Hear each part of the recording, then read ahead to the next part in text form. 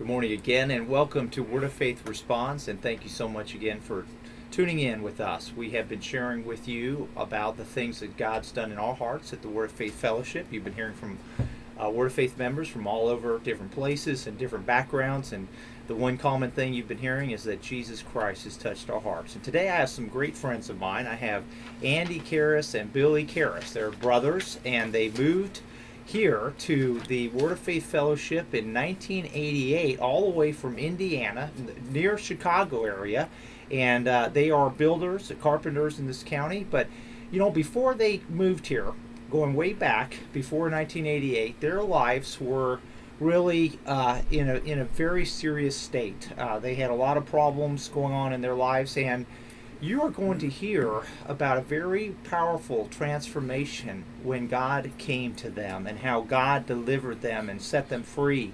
And so I'm just excited that they're here. There's so much that I believe you will be encouraged when you listen to their testimonies today. So I want to jump right into it, and I'm going to start off with Andy. Andy, would you tell us about your life? Sure. Well, thank you, Mark. Originally, I'm from Gary. We're from Gary, Indiana, and growing up, I was raised in a Greek Orthodox church, and I saw a lot of faults in the church. For example, a church, you would think that that's a place for the holiness of God to be, and they had a church hall, and they had a pretty large bar there, and of course during weddings and festivals and just different occasions, you can see a lot of people were drinking and getting drunk, even young people. Anyhow, that kind of turned me off a lot, and then as I got older, I saw that the Greek church didn't do anything for me, so at that point I stopped going. Going to my high school, I had relationships a lot out of the unclean. I was doing drugs. After graduating from high school, I ended up getting a job in a steel factory, and I began going to bars and continued drinking and doing drugs, and I could see my life was taking a turn for the worse at that point. So one day I was going to work, and my car had broken down, so I was hitchhiking coming home, and a fellow pulled over, and he rolled down his window, and I just reached my hand in there and opened the door and jumped in, and he said to me, the Lord told me to stop and pick you up, and I just kind of laughed, and I never heard that before. So anyhow, so we're going down the road. He really didn't say anything much to me, but then when we got to the where he had to drop me off, he said, "You ask the Lord, and He'll give you a ride home." So I'll do that. So I'm standing there hitchhiking, and I said, "Lord, I need a ride." So there, just about the first or second car that stopped and picked me up and gave me a ride, probably about halfway home. And so when I got out again, I asked the Lord for a ride again, and the second person gave me a ride all the way to the house. And so that really got my attention. So after that, I was having problems at the house with my dad, and a friend of mine also, he was having problems with his dad. So we ended up getting an apartment together, and I'm trying to think. He had gone to a Baptist church, and he said where he got water baptized and how it felt so good, and he just started sharing with me about Jesus. So I knew at that point, I was really becoming interested in all that, and I knew God was drawing my heart, and so so anyhow, I ended up, at some point there, I ended up going to a Pentecostal church, and come to find out about a Bible school that was in Oklahoma. So I filled out an application, and I was accepted there. So I ended up going to Oklahoma, and I was living there for a couple of years. And while I was there, this was probably 19 70, I think it was like 1978. There I met a teacher. His name was Sam Whaley. He's my pastor now, and I remember him teaching in a class there. He had a missions class, and he would teach about going to foreign countries, and he would stand up there and he would weep, and because he saw the condition of the people. And so that really got to me, just hearing him weep and cry out for the people. I had never really seen that with any other minister there. But anyhow, so while I was in Bible school, I learned a lot about the Bible, but I never really had a personal relationship with God there. It was more just all head knowledge, and pretty much that was it. So after I left Bible school, this was about 1980, I moved back to Indiana, and my life, I went back to pretty much doing what I was doing before. I went back to drinking, doing drugs again, and when you turn your back on God, things get worse for you, and that's pretty much what happened with me. I began to do stronger drugs. I began to do heroin, and I found myself, the money that I would make at work, I'd pay my bills, but the rest of the money it would go to drugs, and so I found myself shooting up drugs all the time, and I got to the point where even I didn't. I ran out of drugs in the middle of the week or something, so we would go and we would steal, and to come up with drug money to get high. And on 2 different occasions, I ended up spending time in jail for all that. So this is about 1987. It was about a year before I came here. My uncle, he had bought a restaurant, and he wanted me to be his partner. So we ended up going in and remodeling it, and then finally we opened it. And all this time I'm shooting heroin, and here I'm supposed to be a restaurant owner, and my life was really a mess. And so at that point, God was dealing with me to get my heart right with Him. And so I just pulled my uncle aside, and I told him, I said, listen, I said, he had no idea. I told him, I said, I'm doing heroin, and I said, if I don't get out of here, I said, my life's going to be destroyed. So he said, he had my best interest at heart, and so he said, you really need to go then. And so I ended up leaving, and at that point, I really didn't want to work in restaurants anymore. I really wanted to go back and do carpenter work, which I had done before. So I thought, what better place is there to go do carpenter work but to go down to Florida, where it's nice year round and you can work all the time there. So anyhow, I ended up moving to Florida, and I guess you can say Florida is probably the worst place yet, because there's drugs just running rampant down there. So at some point, I was talking to my younger sister. Her name's Jane Calder, and she's a minister at the Word of Faith. And I was on the phone talking with her, about the call of God on my life, and about coming to North Carolina to Bible school. And it's kind of funny because she had me on the phone in Florida, and she had my brother Billy on the phone up in Indiana, and God's dealing with him, and God's dealing with me. And so anyhow, he ends up coming down, then I end up coming up. And so was she at that time, your sister actually going to the Word of Faith Fellowship? She was. She okay. was she was a minister here.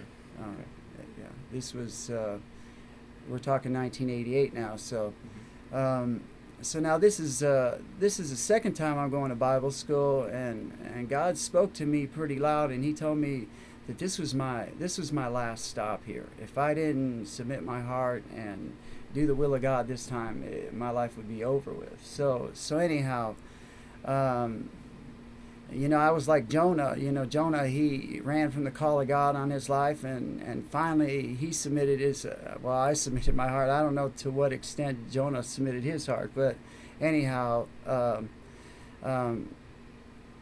when I got here, went to church.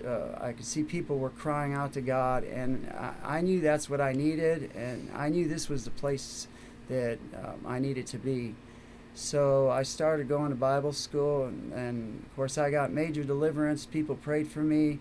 Ministers here prayed for me, and broke the power of the devil that was on my life from doing heroin and the unclean that was in my life. And, I like to say that, we're attacked for casting out devils, but, if you think about it, Jesus throughout his entire ministry, that's what he did. He went around casting devils out of people, healing the sick, and brought deliverance to the people. That was his everyday lifestyle, and that's what God wants our lifestyle to be like also. So it really doesn't matter to me if people want to attack. It doesn't bother me because I know what God's done in my heart, where he's changed me from what I used to be. I can't even fathom how I used to be. It's like a different person. How long were you mentioned using heroin? How many years were you actually addicted to heroin? It's probably about 7 years. And when you got prayer at the Word of Faith Fellowship for the drug abuse, were you able to stop? Oh yeah. Well, I had stopped when I came here, because really when I came here, I knew it was all over with. If I don't stop doing what I was doing, my old lifestyle, if I didn't stop, then it'd be over with. But the powers of darkness were still in me, and so they needed to come out. So anyhow, that's where I got prayer for.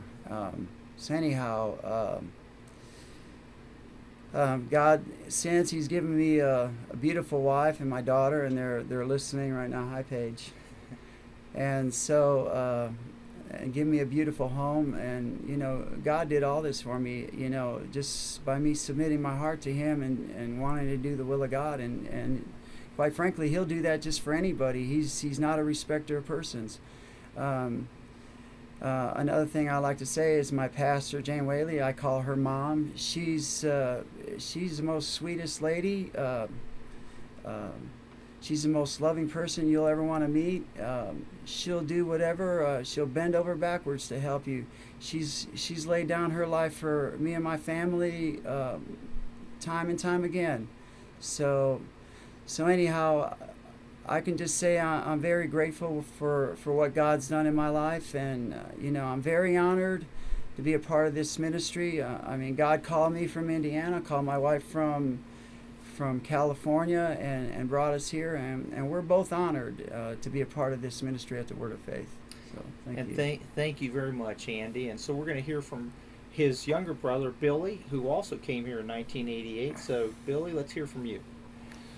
Yeah, I came here same time Andy did. We're 6 children in our family. I'm the youngest, and we grew up in Indiana, right on the southern tip of Lake Michigan. But as far as I could remember, my life started changing when I was in my early teen years. I started to decide what I wanted to do. And I didn't like being told what to do back in them days. My mom and dad, they wanted to set things straight with me, and I didn't really want to listen to them that much. But at that time is when my life took the wrong road. I would drink, would start smoking, and as the years progressed, I listened to more music, and it had an effect on me. It started to draw me to the occult, along with doing drugs, along with drinking, and over time it was getting worse. But one thing within that time, I always knew about God in my heart. God was always there. My brother had told me about God. At that time, my sister Janie had gone to Bible school, and I was aware of God quite a bit. So over time, I started reading my Bible, and in my Bible, I saw that it said to pray. And when I would start to pray, I could see my life start to change little by little.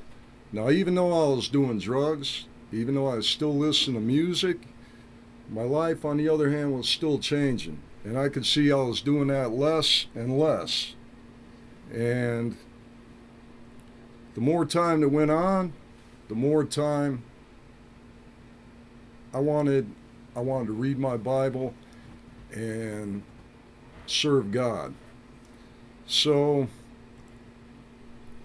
in my early 20s to my mid 20s, I had decided, I knew my sister Jane was a minister at the Word of Faith, and I wanted to come down here and see what it was like. So I came down, and I ended up living here. And I started going to church, started getting prayer, started getting deliverance, and before long I had quit smoking, quit drinking, and the very desire to do that was gone. So there was something behind that, because I was never able to quit smoking or drinking when I lived up north. But when I came down here, it all ended. And I started to get God in my heart through reading, and my life changed. I mean, it changed dramatically. Where I used to hate people, not everybody, but I had a hate for people. That changed. All of a sudden, I started having compassion for people. I wanted to pray for them. I wanted to see their life change like mine had changed. And prayer works. I mean, we would pray for people and lives would change. People who were depressed, people who had a lot of problems, like me at one time, that had all started to change. And I saw it. It was right in front of me. So over time, I was a minister here, and things were really great. I was enjoying myself. I had loved my life, and I had never really enjoyed life before that, Mark. So over time, I met this girl, and I had a relationship with her, and I fell back, and it was always there. The unclean was always something that was there, and with this relationship, it led to me falling back from God. So I ended up leaving, and I went back up north, and within a period of a year, I had met another girl and had a relationship with her. I ended up living with her for quite a while, out of marriage, and so that relationship really, in the long run, it had kept me from coming back to God. The relationship I had with the other girl in North Carolina led me leaving God. So the relationships in my life were not good, and I knew it in my heart. And I knew it wasn't good, and it needed to change. I always knew in my heart that I needed to be here at the Word of Faith, because this was really the only place that my life had changed, that my life was better. So over time, I'd come to a seminar, and during that seminar, and I really don't know why I came, because it was 700 miles, and I really did not like to drive that far. But my sister asked me to come, and for some reason, I just said, okay, Janie, I'll come. And so I came down here, and at that seminar, my life had changed again. And I really saw how much I needed God. But in the meantime, after the seminar, I had left and gone back up north, and was pretty much going to resume my life the way it was up there. But my sister and my brother Andy here and another friend had come up there, and they pretty much just snatched me out of the fire. they come up there and you know, we talked, and it was time for me to come back home. And I call this my home, even though I grew up in Indiana. This is my real home here. And they helped me pack up. They came up, helped me fix my house, remodeled it to the point where I could sell it and get a decent price on it. And I ended up coming back down with them. Well, coming back down, I started getting more prayer, started getting deliverance. My life, which had gone backwards when I left, started to go forward again with God. And I was so grateful, because I really realized the mistake I had made. I cried out for mercy, and God gave me mercy, and I knew it was because of that I was back home again. So within that time, I was getting more prayer, more deliverance. My life was changing again for the better, and it kept getting better. And God had given me a wife who quite often tells me that we found a new way of living, Billy, and it's great, and we love it. And I love my wife, and Carter, my boy, who God gave to us, and he's such a blessing.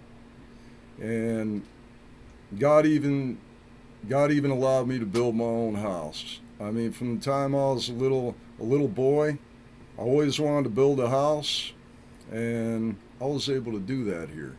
I was never able to do that up north, even though I wanted to.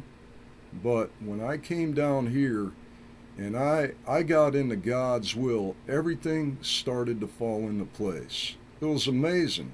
I watched it happen right before me, and God was showing me, look at what I'm doing for you. And there was no denying it. I mean, God is real. God stands by his word. What he says he'll do it. And in my heart and in my mind, there is no doubt at that. So now we all live in this beautiful house that God gave us, a beautiful family, a beautiful church, more friends than I could ever imagine. You know, my brother's here, our family's here. God even brought my mom and dad down here from up north. And they have my sisters, they watch out for my mom and dad, and we do too. We go to the house and we work on things that need fixing from time to time. And it's a blessing to have my mom and dad down here, and they're in their 90s. And, you know, like what my brother mentioned before, my other brother, who lived out in California, he moved out here to Florida. You know, get away from California, which is pretty much a mess. But now, instead of being across the country, he's only 6 hours away. And we can drive to see him, and he drives up to come to see us. And you know, check on mom and dad and see how they're doing. So, I mean, my life has taken a change for the better. What used to be a mess in my life growing up, and the road that the devil wanted to put me on, has totally changed, and it's because of God's mercy on my life, you know, and people who have paved the road with God before me. They prayed for me, they've helped me out, and you know, I really want to say a special thanks to Sam and Jane and all the ministers in the church, because they've always really been there for us, all of us, not just me. And when I think of Sam and Jane, I always think of the chapter in the Bible that she mentions quite often in church, you know, which is the love chapter in 1 Corinthians 13. And it talks about how love is patient and kind. Love always wants to believe the best in everybody. And you know, it says its hopes are fadeless, and it bears up under anything and everything that comes. And you know, the list goes on in that chapter. And I find myself quite often reading that chapter. And when I read it, it always does something on the inside. There's always, with God's Word, and it enters your heart, there's always something that's happening. Always something that's going on. Always something that God is wanting to show me. And I'm grateful for that. I mean, I am so grateful at what God has done in my life. God has become so real to me. And the proof is always right there. It's always right in front of me, with the people around me and the things that God has done for me. So. And so we just heard some powerful testimonies from both Andy and Billy. And, as I was listening to them, the one message that we just keep hearing over and over again as you're listening to people come on this program and their lives are being transferred is, at some point in all of these lives, in all of these testimonies, you're hearing where we, as we're sharing our testimonies with you, have come to really know Jesus. Andy shared about how he went to Bible school. He learned about the Bible and he learned about God, but he acknowledges that that he never really had that relationship with Jesus personally. And so when he left Bible school, he went back to Indiana area and he went back into his lifestyle, even worse, and went into the heroin for, he said, 7 years. And you heard about Billy. He was growing up, and they were, initially part of the Greek Orthodox Church, but they weren't benefiting from that, and they just went into the world, even at a young age. And what is so important to hear, as all of these people have shared, is that Jesus wants a relationship with us. He wants a personal relationship. You could go to church, you can do all the right things, you can read the Bible, but ultimately, really what matters is, do you really know Jesus for yourself? When you wake up in the morning, he is there to speak to you. He's there to actually be your very best friend. Sometimes, yesterday I was driving, I had to go to court in another county, and I was driving, and I was just so aware of how Jesus was right there with me. And it was me and Jesus, and it was time for me to talk and share with him what was in my heart and listen to him. And that's what he has for us all through the day. He wants to be our very best friend, our closest friend. And when you hear Andy and Billy, they went through all these struggles with drugs and different things, but when they surrendered to that relationship with Jesus and they opened their heart and they really came to know Jesus, all of a sudden everything that was part of their past for years and years and years just instantly changed. They got prayer. They had people in their life that helped them. But the real transforming power of God happens when we come to know Jesus for ourselves. And I encourage everyone listening to come to Jesus and just say, Jesus, I want a personal relationship with you. I want to hear you speak to me throughout the day. I want to feel your presence. I want you to come into my heart, and I want to surrender to you. Anything that is a hindrance, anything that's not of God in our lives, he wants us to just surrender it and give it up so we can have that relationship with him. So thank you again. We have so enjoyed sharing with you our hearts. This is Word of Faith Responds. And so please go to our website, wordoffaithfellowship.org. You can hear more testimonies if you go to the radio program link. You can also learn a lot about our church. And we hope that you have a wonderful day today.